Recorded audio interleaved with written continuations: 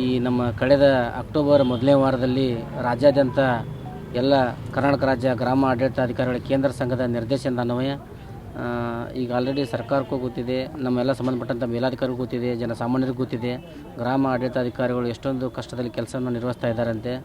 ಯಾವುದೇ ರೀತಿಯ ಮೂಲಭೂತ ಸೌಲಭ್ಯಗಳನ್ನು ನೀಡದೇ ನಮಗೆ ಹಗಲು ರಾತ್ರಿ ಕೆಲಸವನ್ನು ನಿರ್ವಹಿಸ್ತಾ ಇರುವುದರಿಂದ ಇವತ್ತು ನಾವು ರಾಜ್ಯಾದ್ಯಂತ ಆಯಾ ತಾಲೂಕು ಕಚೇರಿಗಳಲ್ಲಿ ಜಿಲ್ಲಾಧಿಕಾರಿ ಕಚೇರಿ ಮುಂದೆ ನಾವು ಮುಷ್ಕರವನ್ನು ಹಮ್ಮಿಕೊಂಡಿದ್ದಿರುತ್ತದೆ.